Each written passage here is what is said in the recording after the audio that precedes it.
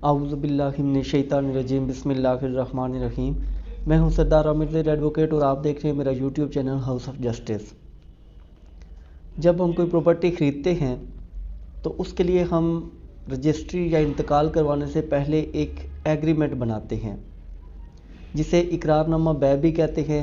یا agreement to sell بھی کہتے ہیں۔ ایک بات یاد رکھنی ہے کہ یہ جو ایگریمنٹ بنایا جاتا ہے یہ کوئی ٹائٹل ڈاکومنٹ نہیں ہوتا، اور اگر آپ نے پوری پیمنٹ کر دی ہے یا بیانہ دیا ہے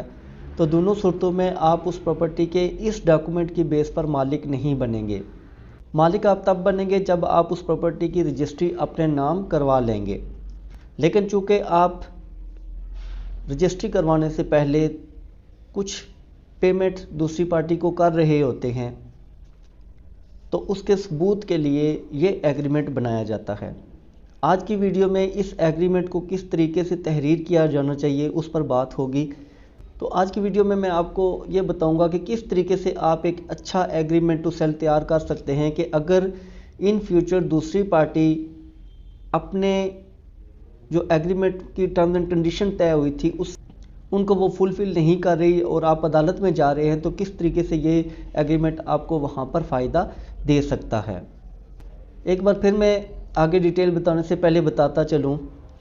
کہ جتنا بھی آپ نے چاہے یہ 100 روپے پر ایگریمنٹ تیار کیا ہے، 1000 روپے والے اسٹامپ پیپر پر تیار کیا ہے یا اس سے بھی بڑی مالیت کے کسی اسٹامپ پیپر پر تیار کیا ہے،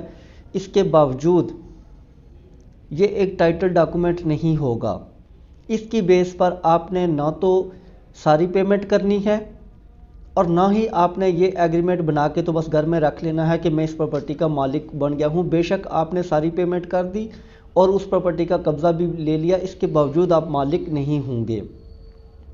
لہٰذا یہ ایک صرف آپ کے پاس بطور ثبوت رہے گا کہ آپ نے یہ پراپرٹی خریدی ہے اور اس کے بدلے میں اتنی رقم دوسری پارٹی کو دے دی ہے۔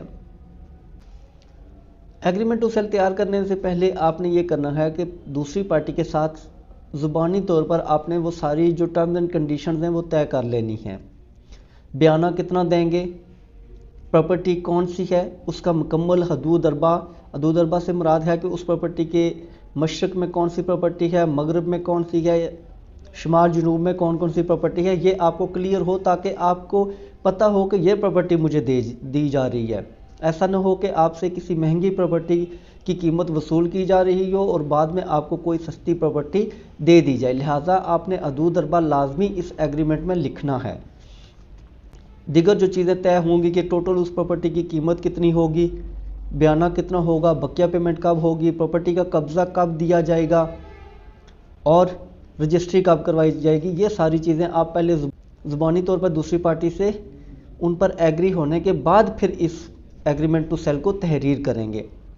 جب یہ ساری چیزیں ہو جائیں گی تو پھر آپ نے پنجاب بینک سے ایک اسٹامپ لینا ہے، 2000 روپے کا بے شک لے لے۔ اس اسٹامپ پیپر پر سب سے پہلے دونوں پارٹیز کے نام، بلدیت، ایڈریس لکھے جائیں گے۔ اس کے بعد پراپرٹی کی تمام تفصیل آپ نے لکھنی ہے، کھیوٹ، خسرہ، قطونی نمبر، موضع کون سا ہے، اور جو سب سے امپورٹنٹ چیز وہ آپ نے اس پراپرٹی کا حدود اربا لازمی لکھنا ہے کہ یہ پراپرٹی میں خرید رہا ہوں۔ پھر آپ نے جو ایگریمنٹ ٹو سیل تیار کرنا ہے وہ اصل مالک کے ساتھ تیار کرنا ہے۔ ایسا نہ ہو کہ مالک کوئی اور ہو اور وہ کہے کہ آپ میرے بیہاف پر اس بندے سے یہ ایگریمنٹ ٹو سیل تحریر کر لیں، تو آپ نے کسی اور شخص سے ایگریمنٹ ٹو سیل تحریر نہیں کرنا، اصل مالک کے ساتھ کرنا ہے۔ ہاں، اگر اصل مالک خود کہے کہ کسی اور کے ساتھ کرو تو آپ اسے کہیں کہ ٹھیک ہے، میں جس شخص کے ساتھ یہ ایگریمنٹ ٹو سیل آپ تحریر کرنے کے لیے کہہ رہے ہیں تو اس کے پاس اگر آپ کی اٹارنی ہے تو میں اس کے ساتھ کر لیتا ہوں۔ اگر اس کے پاس اٹارنی ہوگی پھر تو آپ اس کے بیہاف پر، جو مالک کے بیہاف پر ہے، وہ شخص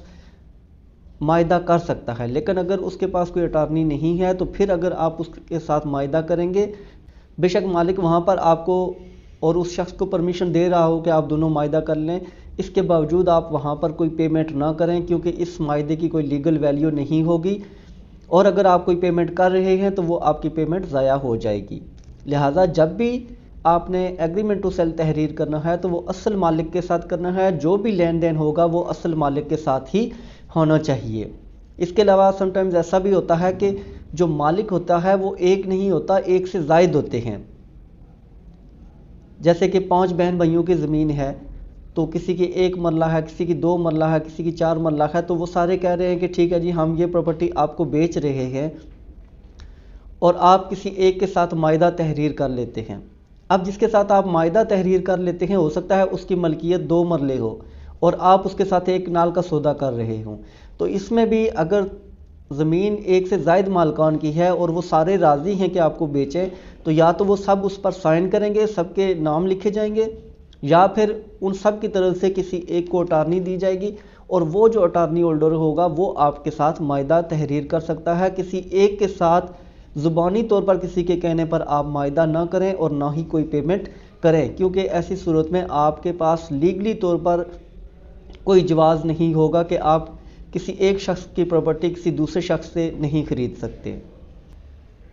پراپرٹی کی مکمل تفصیل لکھنے کے بعد جو نیکسٹ آپ نے لکھنا ہے وہ سب سے امپورٹنٹ چیز وہ یہ ہے کہ اب آپ نے لکھنا ہے کہ وہ پراپرٹی جو ٹوٹل آپ نے خریدی ہے کتنی پراپرٹی ہے، 1 کنال ہے، 2 کنال ہے، 5 مرلے ہے، جو بھی ہے وہ لکھنی ہے۔ ٹوٹل ویلیو پراپرٹی کی کتنی ہے، ابھی آپ کتنی پیمنٹ کر رہے ہیں، نیکسٹ پیمنٹ کب کریں گے، اور جو ابھی پیمنٹ کی جا رہی ہے وہ کس میتھڈ کے تحت کی جا رہی ہے، ان کیش پیمنٹ کر رہے ہیں، بینک کے تھرو کر رہے ہیں، کوئی جو بھی موڈ آف پیمنٹ ہے وہ آپ نے تحریر کرنا ہے، اور قبضہ آپ کے حوالے کیا جا رہا ہے کہ نہیں، اور اگر نہیں کیا جا رہا تو وہ کب کیا جائے گا، اور لاسٹ پیمنٹ کی ڈیٹ بھی آپ نے لکھنی ہے کہ فلاں ڈیٹ تک ہم نے یہ فائنل پیمنٹ کرنی ہے اور دوسری پارٹی ہمیں رجسٹری کروا کے دے گی۔ ایک اور امپورٹنٹ چیز بتاتا چلوں، وہ یہ ہے کہ یہاں پر آپ نے 2 گواہوں کو لازمی